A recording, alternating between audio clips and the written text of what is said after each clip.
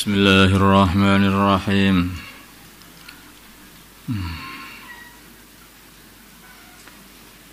Wa ya Adamu, dan berkatalah Allah, wahai Adam, uskun, tinggallah kamu, anta ya kamu, wa zaujuka, dan istrimu,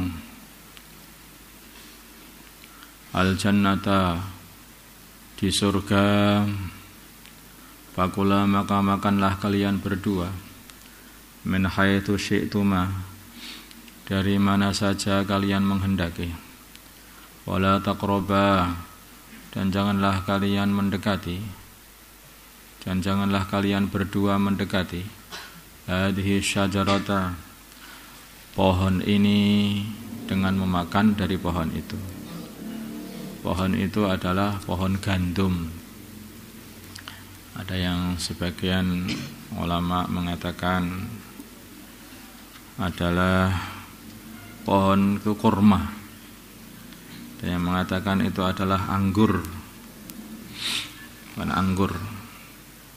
Ada yang mengatakan itu adalah tuh pohon tin, buah ara itu, pohon ara itu. Ada yang mengatakan jeruk dan sebagainya. Ada yang mengatakan apel, ada yang macam-macam.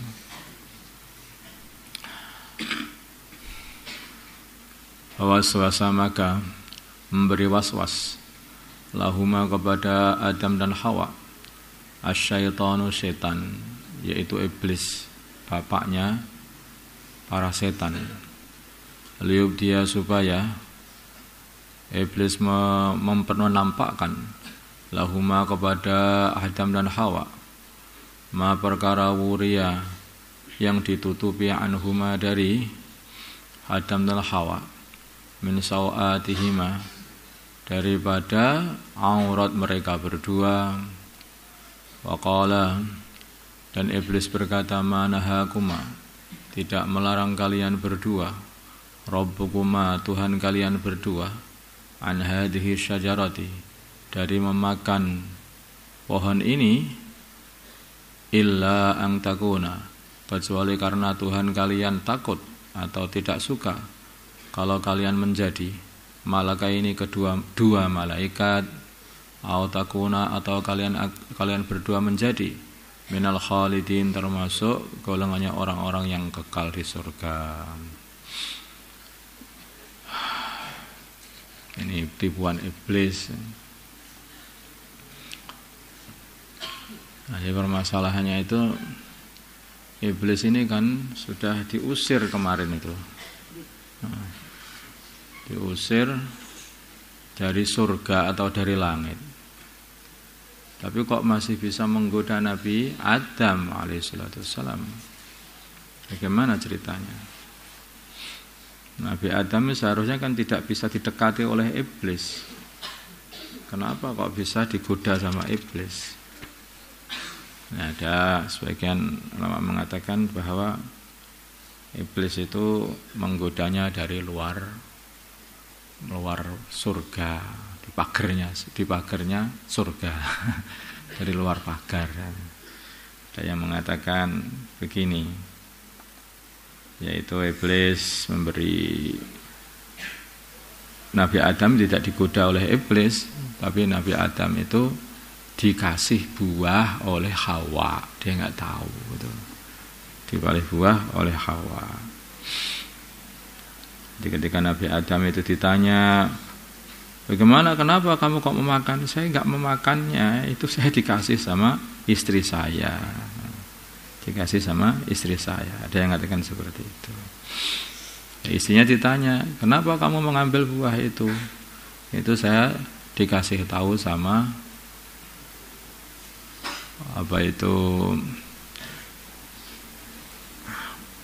ular. Saya tahu sama ular.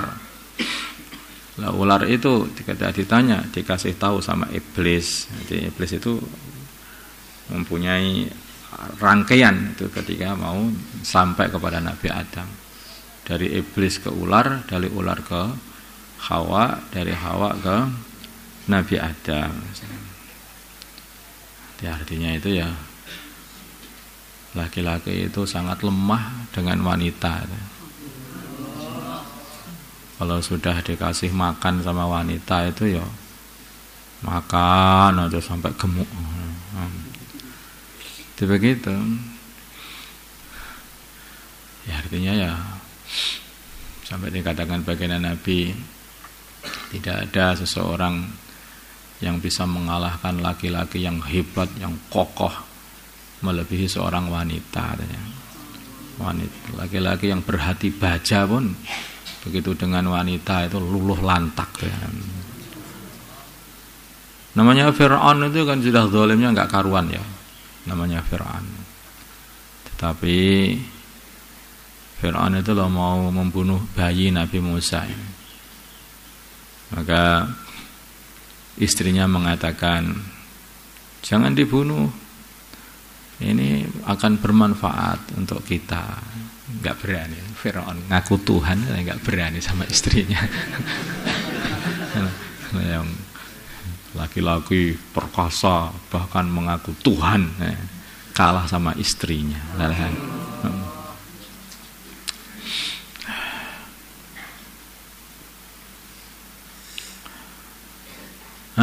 Allahu a'lam. Di sini sifat manusia, sifat laki-laki itu kayak begitu. Saking sayangnya, bukan dikalahkan karena ganasnya, bukan, tapi dikalahkan karena disayangi. Maka laki-laki itu kalau disayangi itu malah kalah. Kalau dimusuhi, itu berani mati mereka. Tapi kalau sudah lembuti itu kalah. Senjata lembut ini luar biasa betul itu. Makanya orang dakwah itu harus menjaga kelembutan. Orang dakwah kok kasar, ganti dikasari. Orang dakwah kok lembut, batu pun hancur itu musuh dakwah itu. Apalagi hanya hati-hati manusia. Makanya dakwah itu harus lembut, pelan-pelan.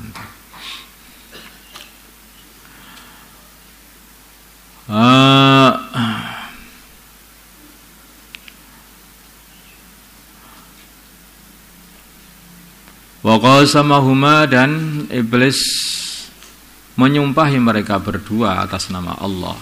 Demi Allah katanya, ini sungguhnya aku lakuma kepada kalian berdua laminan nasihin, sungguh termasuk golongannya orang-orang yang memberi nasihat atau yang berbuat baik. Aku hanya berbuat baik aja. Wallah. Nah, Nabi Adam ini memang orang baik. Maka di antara riwayat menceritakan Nabi Adam habis makan buah ini dan ditegur oleh Allah, maka nangis, dan Nabi Adam mengatakan, aku tidak mengira ada hamba Allah kok berani bersumpah bohong atas nama Allah. Dan ada makhluk Allah, ciptaan Allah, hamba Allah yang berani bersumpah bohong atas nama Allah katanya. Di saking baiknya Nabi Adam alaihissalam dan saking buruknya iblis itu, berani bersumpah bohong atas nama Allah. Saking baiknya Nabi Adam tidak mengira ada makhluknya Allah yang diciptakan Allah satu pun yang berani bersumpah bohong atas nama penciptaannya, penciptanya. Fadallahuma, maka mereka berdua fadallahuma, maka iblis menurunkan mereka berdua bihururin, dengan penipuan, menurunkan dari tempatnya yaitu surga diturunkan ke bumi dengan penipuan itu. Kembali lagi ini, walamma dzaqa, maka ketika Nabi Adam dan istrinya mengicipi asyajarata, pohon itu, dengan memakannya, badat, maka nampaklah lahuma, bagi mereka berdua, sawatuhuma, aurat mereka berdua. Dikatakan saw itu artinya buruk, karena orang itu kalau tampak apa itu auratnya, aurat ini maksudnya adalah bagian kubul dan tuburnya, maka orang yang tampak auratnya ini akan jadi buruk keadaannya, merasa tidak enak. Nah kalau yang enak aja itu gimana? Oh, itu gila. Gila. Orang kok enak aja tampak auratnya itu gila namanya itu. Atau belum punya akal, bayi. Watafiqom, dan segeralah mereka berdua, yahsifani melekatkan mereka berdua, alaihima atas kedua aurat mereka berdua, min warakil jannah, dari daun surga, langsung ditutupi pakai daun surga. Karena di surga itu pakaian itu dari takwa, orang takwa itu bisa berpakaian di sana. Makanya ketika takwanya hilang, pakaiannya hilang, pakaiannya hilang. Dan sana itu pakaian dikarenakan takwa. Maka orang-orang takwa di sana nanti pakaiannya hebat-hebat, indah-indah. Kalau orang nggak bertakwa, tidak berpakaian. Bukan hanya tidak berpakaian terus boleh masuk surga, enggak. Karena di surga itu nggak boleh orang sana itu, langsung diusir sana. Orang yang enggak takwa itu tempatnya di sana, di selain surga. Mana itu? Yang neraka. Wa nadahuma, dan memanggil mereka berdua. Rabbuhuma, Tuhan mereka berdua. Alam anhakuma, tidakkah aku telah melarang kalian berdua? Antilkuma syajarati, dari pohon itu. Wa aqul lakuma, dan aku berkata kepada kalian berdua, inna syaitana, sungguh setan, lakuma kepada kalian berdua, aduwwum mubin, adalah musuh yang jelas permusuhannya.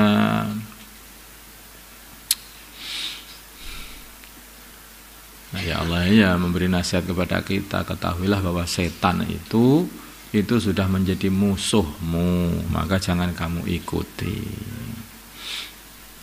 Nah, tanda-tandanya tahu setan itu gimana? Kalau itu perintahnya setan. Pokoknya kalau di hati kamu itu menginginkan untuk melakukan perkara yang dilarang oleh Allah, itu dari bisikan setan. Itu seperti itu. Itu dari bisikan setan. Kalau kamu ikuti, berarti kamu taat sama setan. Kalau nanti di hati kamu rasakan pengen sholat, nah itu ilham itu dari malaikat itu. Nah itu kamu amalkan. Tapi ketika mau sholat, lihat-lihat biar ada orang dulu lah nanti. Nah, itu nanti bisikan setan lagi. Nah. Jadi ketika sudah nggak ada orang, kamu tetap sholat. Tengah-tengah sholat, selesai sholat kamu berdoa. Begitu doa, setan bisiki lagi. Yang keras doa itu. Nah, keras sakpol boleh, biar didengar seluruh orang bahwa kamu malam-malam sedang doa. Pamer lagi. Nanti doa itu bisa jadi dunia. Yang enggak dunia itu ya kalau doanya yang ikhlas. Salat itu juga dunia, tanah pamer. Itu yang enggak dunia itu kalau yang ikhlas. Apalagi kalau jadi imam tambah dunia lagi itu. Kecuali yang ikhlas. Jadi akhirnya dunia tok semuanya itu. Karena mana saja itu setan itu membuat celah, selalu buat celah. Kalau orang mau amal, maka dia menjaga orang itu, menghalang-halangi biar tidak amal. Kalau sudah amal, maka dia menghalang-halangi lagi biar tidak ikhlas. Itu setan ini nggak akan putus asa, terus begitu.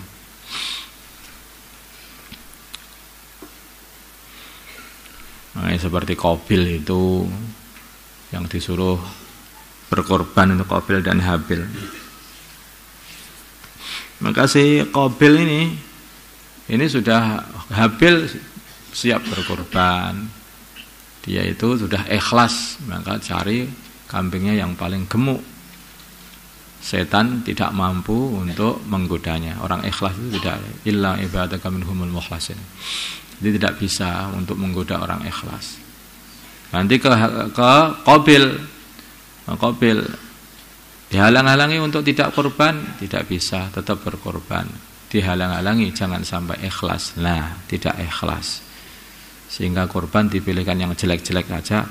Wong ndak untuk Gusti Allah aja ya biar yang jelek-jelek aja loh, malah enggak diterima. Nah, ketika sudah dapat celah, dimasuki, diobor-obori sifat hasadnya itu. membunuh saudaranya sendiri. Qala wa nadahum. Qala berkata mereka berdua, Rabbana wahai Tuhan kami, zalamna kami telah mengzalimi anfusana, diri kami dengan bermaksiat, tidak mengindahkan larangan. Wa illam taghfir lana, bila mana engkau tidak mengampuni kami, wa tarhamna dan engkau tidak mengasihi kami, lanakunanna sungguh adanya kami minal khasirin, termasuk golongannya orang-orang yang merugi. Qala berfirman Allah, ihbitu, turunlah kalian semuanya, maksudnya Nabi Adam dan istrinya dan juga anak-anaknya yang berada di punggungnya Nabi Adam semuanya, makanya dijamakkan di situ. Ihbitu, turunlah kalian semua dari surga, ba'dukum sebagian kalian semuanya, itu maksudnya anak-anak kalian, ba'dukum sebagian kalian, liba'din pada berbagian yang lain, aduun adalah musuh, dolim salim. Jadi dolim mengdolimi, akhirnya di musuh-musuhan. Walakum dan bagi kalian fil ardi di bumi, mustaqarron tempat untuk netap. Mustaqarron tempat netap untuk sementara. Mata'un tempat untuk berenak-enakan. Mata itu sedikit, tidak banyak. Untuk enak-enakan sementara. Mata'un dan tempat untuk enak-enakan untuk sementara saja. Ilahin ditambah ini sih. Ilahin sampai beberapa waktu. Qala berkata, Allah berfirman Allah, fiha di dalam dunia tahyana kalian hidup, wa fiha dan di dalam dunia tamutuna kalian mati, wa minha dan dari dunia tukhrajuna kalian akan dikeluarkan, dibangkitkan, kemudian diurus, terus kemudian yang lulus masuk surga, yang enggak lulus dimasukkan neraka. Itu nanti manusia itu kalau seumpama enggak ke dunia ini, ya kita sudah di surga enak. Tapi karena sudah sampai dunia ini bagaimana? Ya akhirnya diuji. Nabi Musa ini sangat susah itu memikirkan ini. Seumpama Nabi Adam itu enggak makan buah itu, enggak pengen mangan gandum, enggak pengen mangan sego. Ya tentu saja kita sudah di surga. Maka Nabi Adam, tahukah kamu kalau di Taurat ini aku diciptakan untuk surga apa untuk bumi? Untuk bumi. Lah iya. Nah, iya, yang bener memang aku ya tempatnya di bumi ini. Hanya itu lakone aja itu. Ceritanya saja mau ditaruh di bumi itu Nabi Adam dibekali dulu, yaitu kalau bermaksiat akhirnya rugi. Itu bekalnya. Itu bekalnya sebelum pergi ke bumi itu betul diciptakan untuk bumi. Mulai awal Allah mengatakan kepada para malaikat, aku pengen menciptakan seorang makhluk di bumi sebagai khalifah. Di bumi bukan di surga. Di surga.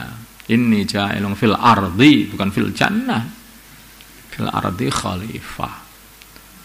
Khalifah itu orang yang akan menegakkan perintah-perintah Allah, menjalankan segala perintah Allah di bumi ini. Maksudnya khalifah itu tugasnya Nabi Adam, memang tugasnya di bumi. Hanya saja sebelum ke bumi itu loh, itu dibuat kejadian sedemikian rupa biar faham bahwa sesungguhnya mendurhakai Allah itu akan mendatangkan satu kerugian, dan bahwasanya setan itu adalah penipu. Dan bahwasanya yang bisa menyelamatkan itu adalah istighfar. Rabbana dhalamna anfusana wa illam taghfir lana wa tarhamna lanakunanna minal khasirin. Itu. Begitu beliau itu datang ke bumi, maka amalannya adalah istighfar. Amalannya itu adalah bertaubat. Begitu bertaubat, dicintai lagi oleh Allah, jadikan khalifah di bumi ini. Itulah. Makanya ya, apa itu orang itu harus faham dari cerita-cerita begini ini. Ini kalau orang sudah mencoba bahwa kemaksiatan merugikan, maka kamu jangan mencoba lagi. Kalau kamu sudah melihat, sudah tahu bahwa ketika tangannya temanmu itu ditaruh di besi yang panas, dia itu kesakitan dan melonyoh itu tangan itu, maka jangan kamu pengen mencoba juga. Temanku melonyoh, lah aku melonyoh nggak kira-kira itu? Kira-kira terbakar nggak tangan saya kalau dibakar kayak temanku itu? Jangan nyoba-nyoba. Kalau nyoba-nyoba ya terbakar betul. Ya terbakar betul. Kalau kamu melihat teman kamu itu beradu dengan truk, maunya itu kalah itu, jangan coba-coba. Kalau aku menang nggak kalau sama truk? Loh, jangan begitu. Nah, nyoba-nyoba. Demikian juga urusan maksiat lebih besar daripada urusan itu. Kalau orang temanmu, Nabi Adam sendiri, mbahmu sendiri itu dibuat contoh oleh Allah SWT bahwa ketika makan buah larangan, maka beliau itu langsung diturunkan, dikeluarkan dari surga. Nah, maka kalau kamu mengamalkannya, jangan diulang lagi, sudah cukup satu aja, jangan diulang lagi. Itu namanya orang pinter. Kalau orang bodoh, kalau aku gimana ya? Kira-kira nanti dosa nggak kira-kira ya? Dikeluarkan dari surga nggak kira-kira? Kan dikeluarkan dari surga, gak nyampe surga nanti takutnya itu. Nah, ini saja sedang dikeluarkan kok malah belum sadar. Ini sedang dikeluarkan kita ini. Kalau kita amalnya baik, nanti bisa kembali lagi ke sana. Allahumma shalli ala sayyidina Muhammad wa ala sayyidina Muhammad wa salli ala sayyidina Ibrahim wa ala ali sayyidina Ibrahim wa barik ala sayyidina Muhammad wa ala sayyidina Muhammad wa ala sayyidina Ibrahim wa ala ali sayyidina Ibrahim. Allahumma arham umat sayyidina Muhammad, Allahumma ighfir li umat sayyidina Muhammad, Allahumma aslih umat sayyidina Muhammad, Allahumma alih baina qulubi umat sayyidina Muhammad. Allahumma ansur umat sayyidina Muhammad, Allahumma asmi sultanan nasira. Sallallahu alaihi sayyidina Muhammadin nabiyil ummi wa ala alihi wasallam. Alhamdulillah.